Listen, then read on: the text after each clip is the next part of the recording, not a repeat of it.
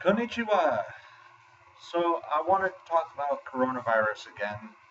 I really didn't want to talk about coronavirus again, because my opinion really hasn't changed since the last video. I'm still not afraid. I still think that people being afraid of coronavirus is a dumb thing.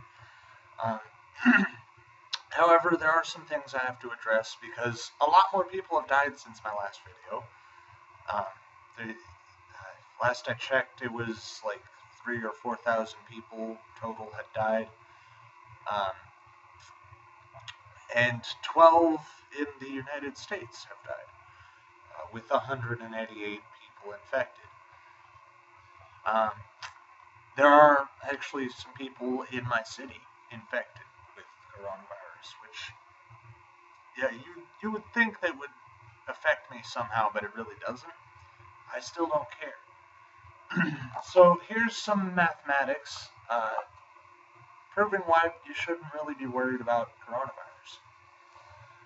First off, I have to credit 3 Blue 1 Brown for providing me the some of the mathematics and the inspiration for this. And if you watch his video, you'll notice mine is my notation is a little different. It's because I just prefer it this way, and I fucked up on the colors here.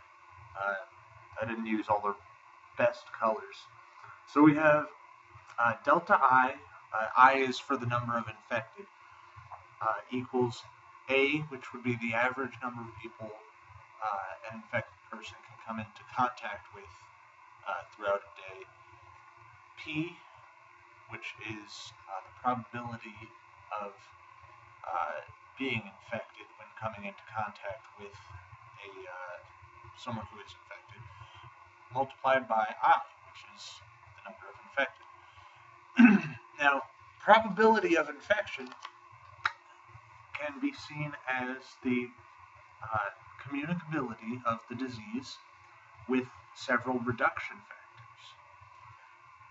Now, communicability of the disease can be seen as K here represents the potential for the virus to penetrate the immune system and cells. R here represents the reproduction rate of virus, which is an exponential function. U here represents the overall health of the virus. Here you would have things like mutation rate, structural integrity, things like that. S is the average immune system strength of a human being. So these factors divided by the strength of the immune system. Now, F is always going to be a negative because it's a reduction factor. Now, I only included 5 things here, but there are probably many, many more. And this is what I really wanted to focus on. So, if you see here, F is really light because I drew it in pink. But here I have N sub 1 times W over 0.2. Now, what does that mean? N sub 1 is the number of people who wash their hands. You wash your hands once a week, once a month, once a year. If you washed your hands at some point in the last 5 years, you're probably part of that subgroup. W stands for the number of times, the average number of times people wash their hands. And 0.2, well, that's just an estimate of how effective washing your hands is at reducing the spread of disease. Now, the reason why it's divided is because that's a distributory product. That's a distributory process. When you divide the action times the number of people doing the action by the effectiveness of the action is distributed across the number of people. And that's a negative, and we would probably make that into a percentage, but I didn't write percent there. The next thing I have is almost identical, but it's n sub 2 times m, where n sub 2 is people wearing masks, whether regularly or not regularly, and m is the frequency of their wearing masks after the virus begins to spread. And I put 0.2 there as well because, this is just estimation, and it's easier to work with, a rounded regular number like that. Then I put minus h, minus o, and minus q. H means heredity, and that would be people whose immune systems are just so strong that they won't ever get sick from the virus, and people who just have a natural immunity to the virus. O is people who have already overcome the virus. Q is people who are quarantined. Now you have to subtract those from the probability of, from the probability of an infection spreading, because this is all averages, and when you have people who have already overcome the virus, they aren't going to get the virus, because when you get, it's just like seasonal flu. You get sick once, you're not going to get that same flu again. You might get the next flu when the flu mutates. You might get that, but you're not going to get the same exact strain of flu again. And if you're quarantined, you're not spreading anything anywhere.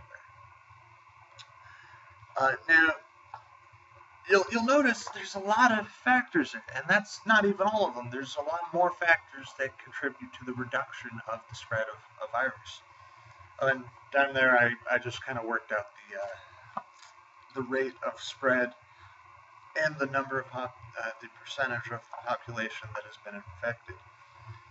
If you divide the number of infected by total population, assuming 150,000 people have been infected, which I'm pretty sure is actually higher than the actual number of people who have been infected, and assuming 7.8 billion people on the Earth, that gives you about 1.93% of the whole population. And, 3 Blue 1 Brown made the point that every 16 days the flu increases exponentially by a factor of 10. So that comes out to be an increase of 0.625 every day. So you have I plus I times 0.625 every day.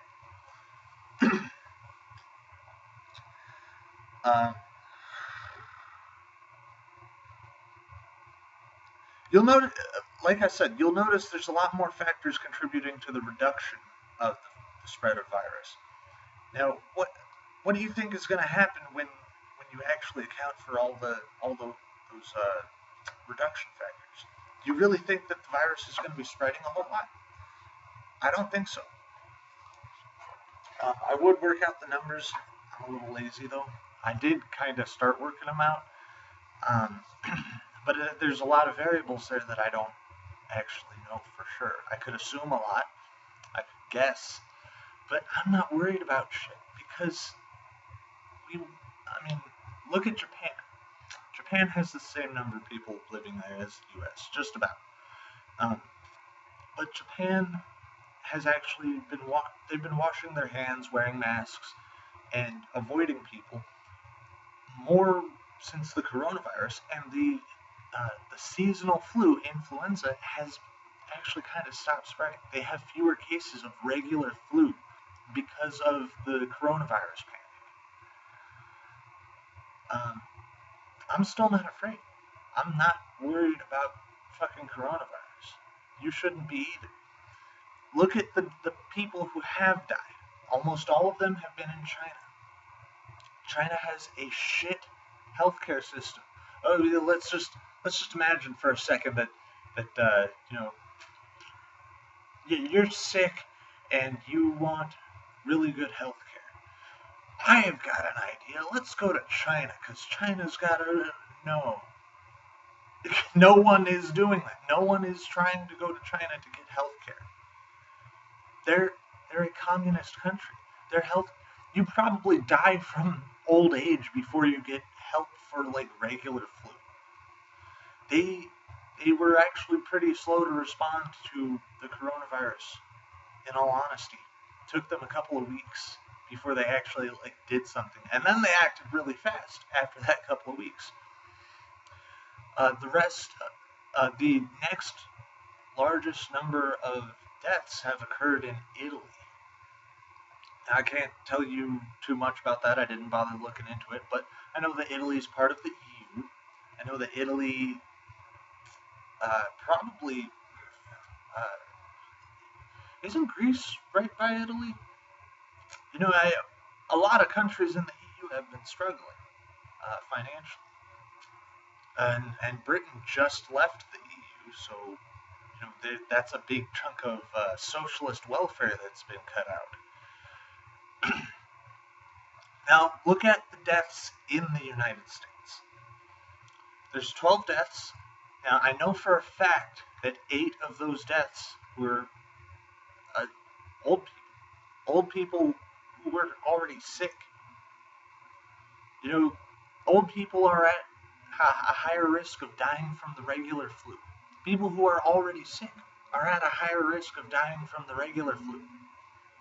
The regular flu still has a higher kill rate than coronavirus.